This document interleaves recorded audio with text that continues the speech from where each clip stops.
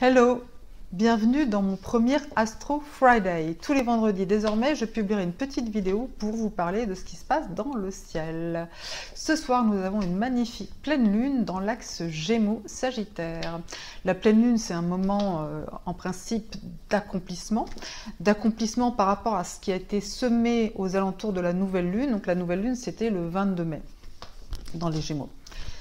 Alors, ce que vous avez semé, ça peut être une idée, un projet, ça peut être une pensée, ça peut être le commencement de quelque chose, et ça peut être sur un plan physique, affectif, moral, spirituel, enfin sur tout ce que vous voulez. Mais l'idée, c'est qu'au moment de la nouvelle lune, symboliquement, on sème un germe et qu'il continue à pousser, à croître comme une plante, une fleur. Et au moment de la pleine lune, on voit ce que ça donne. En principe, au premier quartier, c'est-à-dire c'était le 30 mai, on a un petit temps de crise, c'est-à-dire qu'on regarde la pousse qui s'est développée et on se dit est-ce que c'est bien comme il faut, est-ce que l'eau est bien, est-ce qu'il faut plus de soleil, moins, etc., etc.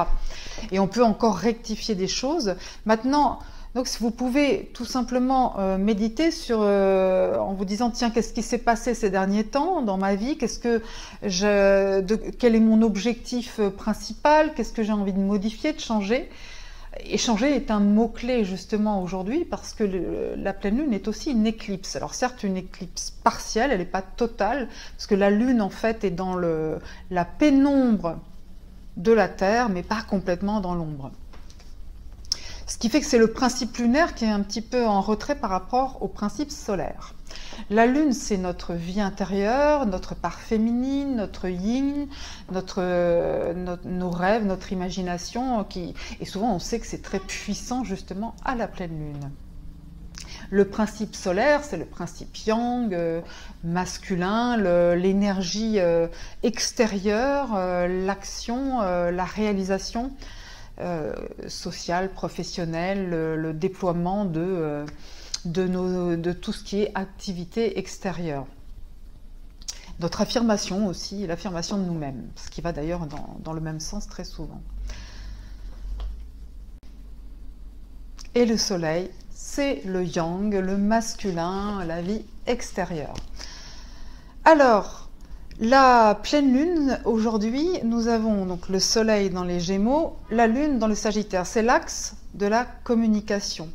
Les Gémeaux, le signe d'air qui est curieux, qui capte plein de choses, qui a envie de faire plein d'expériences diverses et variées, qui a envie de les partager, de raconter, mais qui veut surtout pas trop s'attarder parce qu'il est occupé à encore chercher partout, voilà, s'amuser, jongler avec les concepts, les mots, les situations, les personnages, et puis lui-même aimer aussi être un peu caméléon et avoir un petit peu plusieurs identités, jouer avec les apparences.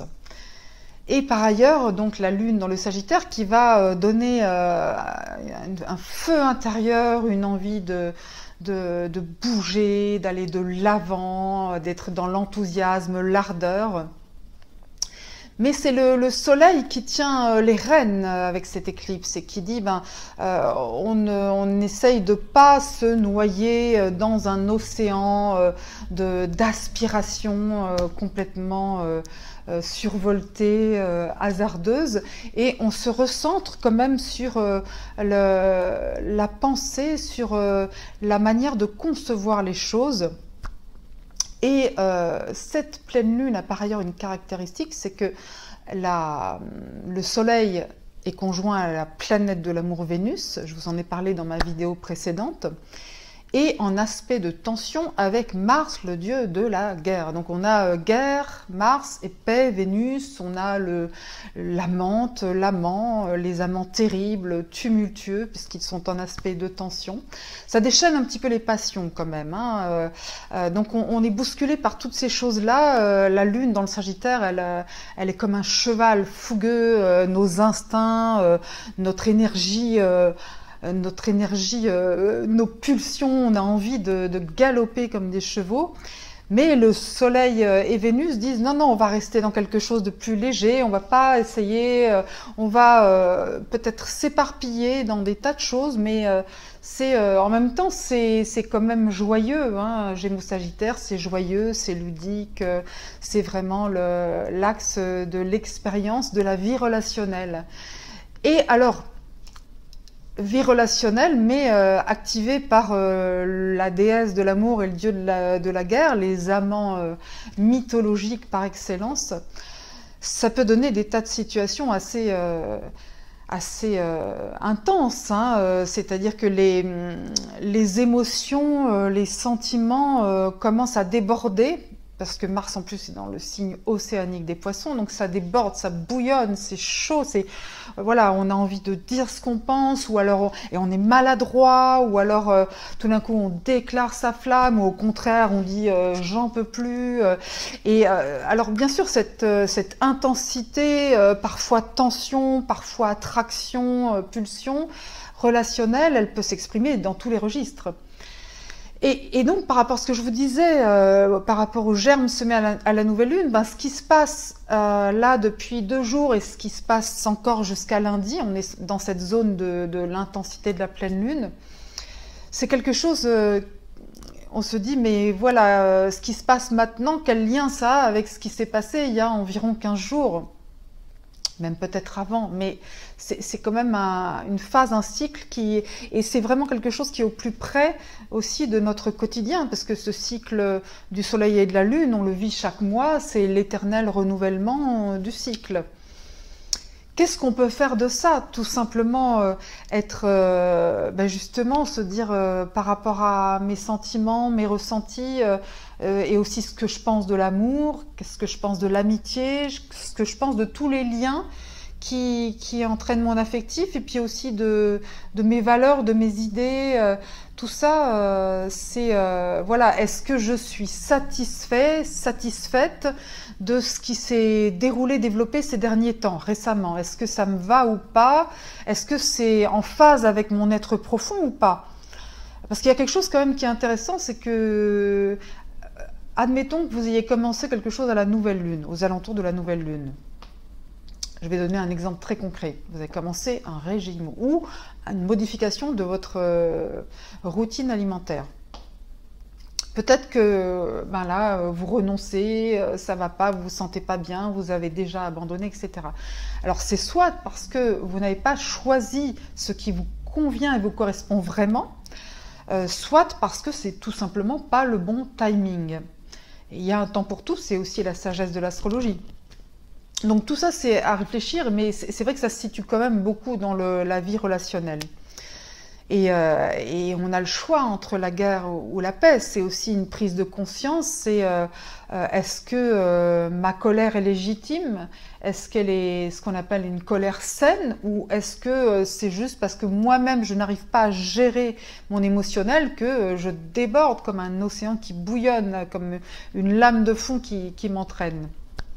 En tous les cas, profitez de cette pleine lune, d'éclipse, pour méditer sur les changements positifs que vous avez envie de poursuivre ou d'initier, de projeter, de prévoir dans votre vie. Est-ce que même si vous n'avez jusqu'à présent rien fait, eh bien vous pouvez tout simplement lancer ce désir, cette énergie dans l'univers. Les énergies de cette pleine lune, encore une fois, sont très puissantes. C'est la magie de la vie. Alors on peut se connecter aussi avec une personne avec qui on aimerait avoir un dialogue authentique, peut-être une explication, une compréhension. Est-ce que c'est nous qui devons faire le premier pas? Est-ce qu'on doit attendre que l'autre vienne vers nous? Eh bien, si vous vous concentrez bien ce soir et encore demain et après-demain, vous aurez peut-être une réponse à travers un rêve, une intuition, une synchronicité, un signe. Vous verrez, c'est vraiment un temps d'ouverture comme ça. L'éclipse ferme quelque chose et ouvre quelque chose de nouveau. On est dans la dynamique du changement accéléré. Et c'est vrai qu'on peut vraiment déployer nos petites antennes de petits lutins et de petites fées, hein, c'est en analogie avec le signe des Gémeaux, pour saisir ce qui nous est envoyé par le ciel, parce que en astrologie, ben c'est ça, on décrypte le langage des étoiles. Alors qu'est-ce que vous racontent vos étoiles? Votre bonne étoile, qu'est-ce qu'elle vous dit? Elle connaît, elle a les solutions. Elles sont au fond de vous, elles sont... et comme des fois on n'en est pas conscient, eh bien elles vont venir sous la forme de signes extérieurs. On se dit, tiens, c'est incroyable, je pensais à cette personne et voilà que je la rencontre par hasard dans la rue. Enfin, des tas de petites choses comme ça, c'est un exemple parmi tant d'autres. Voilà, il y a tout ça dans l'air. C'est vraiment un moment particulier. Surtout qu'on va avoir d'autres éclipses. On va avoir une très forte éclipse le 21 juin. On en aura une autre en juillet. On est dans une année avec des grands cycles, des grands changements. Ça, on le sait. Et dans les astres, c'est indiqué, hein, bien sûr, parce qu'on a cette année des grandes conjonctions donc, de planètes qui se rejoignent dans le ciel, dans le même signe du zodiaque, au même endroit. Et si on veut retrouver la triple conjonction Saturne, Jupiter, Pluton, qui cette année est dans le 3e décan du Capricorne, bah, il faut remonter à il y a 500 ans. Vous voyez, c'est quand même assez exceptionnel. Et par ailleurs, ces éclipses qui sont nombreuses cette année. Alors, bien sûr, vous vous demandez, mais moi, ça me fait quoi cette pleine lune, Gémeaux, Sagittaire? Si je ne suis pas Gémeaux, Sagittaire, est-ce que je suis concernée ou pas? Alors, je vais faire un petit tour d'horizon, mais très rapide, très rapide. Alors d'abord, ce qu'il faut savoir, c'est que cette pleine lune, elle a lieu dans le 2e décan des Gémeaux et du Sagittaire. Donc vous êtes plus concerné par cette pleine lune si vous êtes du 2e décan. Pour savoir si vous êtes né sous le 2e décan de votre signe, vous pouvez aller voir sur mon site www.natacha-s.com. Le lien est dans ma bio. Vous verrez, il y a des horoscopes. Il y a d'ailleurs un horoscope spécial cœur et vous pourrez voir quel est votre décan, parce que les dates sont indiquées. Je commence par le Bélier. Alors le Bélier, il est en harmonie avec l'énergie Gémeaux-Sagittaire et c'est vrai que ça peut le booster, ça peut lui donner plutôt envie de prendre des initiatives, ce qui est quand même son point fort d'ailleurs d'ordinaire. Mais avec Mars dans les Poissons, il faut quand même qu'il fasse attention à ne pas partir dans tous les sens et foncer sans réfléchir, ce qui est aussi une de ses caractéristiques parfois. Le Taureau, par contre, il n'a pas trop d'affinité ni avec l'axe Gémeaux ni avec l'axe Sagittaire, et donc il peut être un petit peu en retrait par rapport à ça. Mais voilà, il peut observer l'agitation autour de lui en se disant, bah, moi, je me sens très bien, voilà, continuez à vous agiter. Moi, je ne m'occupe de rien d'autre que de mon bien-être, ce qui est une chose finalement assez sensée. Les Gémeaux, évidemment, sont très concernés, donc ils sont pleins d'énergie de tous les côtés, ils ont envie de communiquer dans tous les sens, ils sont vraiment à fond, puis bon, il y a le côté chaud, bouillant, passionnel qui est intensifié, donc ils sont particulièrement, comment dire, baignés dans ces énergies de changement et d'aspiration à des relations encore plus puissantes. Le Cancer n'est pas très concerné comme le Taureau. Par contre, il est quand même déstabilisé par la Lune en Sagittaire et ça accentue son côté, parfois, ses instabilités émotionnelles. Mais voilà, ça reste à la marge, comme on dit. Mais voilà, c'est un petit peu capricieux. On sait que ça peut arriver au Cancer d'être capricieux, parfois, pas souvent. Après, le Lion, le Lion, alors là, oui, le Lion, il est ravi, il déborde de sociabilité, de projets, etc. Il a envie de décrocher la Lune et peut-être qu'il décrochera la pleine Lune, qui sait. La Vierge, oula, la Vierge par contre, elle est en tension avec l'axe Gémeaux-Sagittaire, donc là c'est... Et puis en plus Mars en Poisson qui vient l'azimuter de tous les côtés, donc ça se bouscule hein, à l'intérieur, donc attention amis Vierges, vous qui êtes parfois assez raisonnable, vous avez un bon sens critique, là attention, peut-être que vous y voyez moins clair que d'habitude, alors ne vous laissez pas... impressionné par tout ce que vous ressentez. Ce n'est peut-être pas tout à fait réel non plus. Attendez quelques jours pour y voir plus clair. La balance est en harmonie avec l'axe Gémeaux-Sagittaire et comme c'est une championne de l'harmonie entre les êtres, eh bien elle va choisir la paix plutôt que la guerre. Hein, on parlait de Vénus, l'amour, Mars, la guerre. Eh bien, la balance va opter pour la paix, donc elle va argumenter, négocier avec une grande passion pour dire mais apaisez-vous, calmez-vous, tout va bien, c'est super, regardez comme on revit tous, comme on partage tous plein de belles choses. Merci ami Balance. Le Scorpion c'est un axe Gémeaux-Sagittaire où ça ne le concerne pas trop, mais il n'aime pas trop cette agitation un petit peu brouillonne et un peu irrationnelle. Le Scorpion, il a envie que les choses se posent, qu'elles soient profondes. Très bien, ami Scorpion, vous pouvez méditer, vous pouvez vous isoler des influences perturbatrices et vous pouvez tout à fait choisir d'être dans votre bulle profonde pour ne pas vous laisser envahir par l'émotionnel des autres. Le Sagittaire est évidemment très concerné. Le Sagittaire, là, il est tout feu, tout flamme, déjà qu'il l'est assez souvent. Alors là, c'est démultiplié, c'est beaucoup, c'est même trop. Et puis, attention, son petit côté colérique peut être activé aussi. Bon, mais voilà, après, c'est le Sagittaire, il faut qu'il galope, il faut qu'il rêve et là, il peut faire de très très grands rêves, même si il n'est pas encore très organisé pour y arriver. Mais patience. Le Capricorne, eh bien lui, il ne se sent pas trop concerné non plus, comme le Taureau. Et il a envie de prendre du recul. Il se dit, oulala, qu'est-ce qui se passe? Moi, ils m'agacent, là, tous, avec leurs états d'âme, leurs caprices, leurs montagnes russes, leurs questionnements, parfois à côté de la plaque. C'est ce que pense le Capricorne. Hein, voilà. Donc, lui, il reste en retrait. Il a peut-être raison. Après, le Verseau aime beaucoup cette influence. Il aime, avec les Gémeaux, voilà, ça match, ça communique. Donc, il adore cette énergie. Même si ça va dans tous les sens, il est là. Puis, il a des choses à dire, il a des idées. Il a des grands idéaux qui bouillonnent, qui émergent. Voilà, et il est en comment dire, il est en vol libre. Il a des ailes. Bon. Attention à l'atterrissage, hein, ami Verseau. Et les poissons, comme la Vierge, sont très tourmentés par...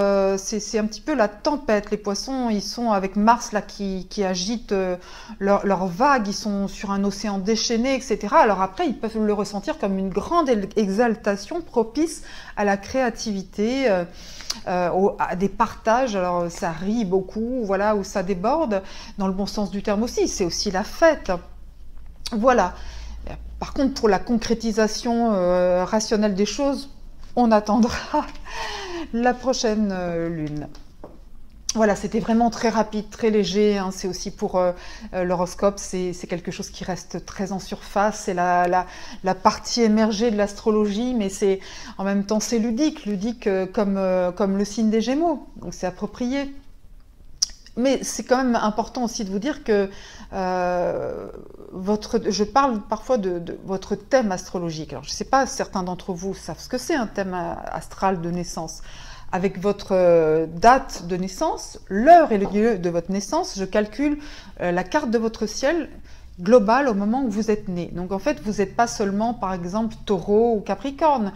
Souvent, vous connaissez votre ascendant aussi. Par exemple, vous allez dire, je suis Taureau, ascendant Balance. Oui, mais il y a aussi d'autres planètes. Vous avez la Lune, on en parle, là on dit la Lune, aujourd'hui elle est dans le Sagittaire. Bah, à votre naissance, la Lune était dans un des 12 signes du zodiaque, ainsi que Mercure, Vénus, Mars, Jupiter, Saturne, Uranus, Neptune, Pluton. Donc ça fait beaucoup de choses. Et puis après, quand on parle de l'ascendant, l'ascendant, c'est la maison 1 du thème, c'est-à-dire que c'est le signe qui se levait à l'est au moment où vous êtes né. Et on dit que c'est la maison 1, c'est votre tempérament, votre caractère. Et après, on a 11 autres maisons. Comme on a 12 signes du zodiaque, on a 12 maisons qui correspondent à des secteurs de l'existence. Par exemple, la maison 1, c'est donc le caractère, c'est vous. Et en face, c'est le descendant, la maison 7, c'est l'autre. Et c'est très intéressant aussi parce que du coup, on voit qu'on a en nous aussi l'altérité, l'autre, on l'a aussi en nous. Donc dans nos relations, finalement, c'est important parce que quelle est la part de la projection, quelle est, comme on dit en amour, par exemple, ce sont les inconscients qui se rencontrent finalement. Pourquoi on va vibrer avec telle personne plutôt qu'une autre, mais en amitié, c'est valable aussi, et avec nos enfants, nos parents, nos amis, ça marche très bien aussi. Voilà, enfin, il y a beaucoup de choses, c'est dense, vous voyez, ça bouillonne, il y a de l'énergie.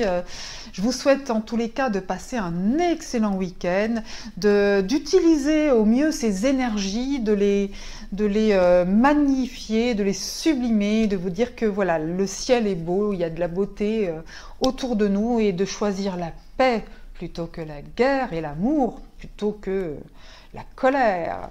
Voilà, bon week-end à tous et à vendredi prochain pour le deuxième Astro Friday.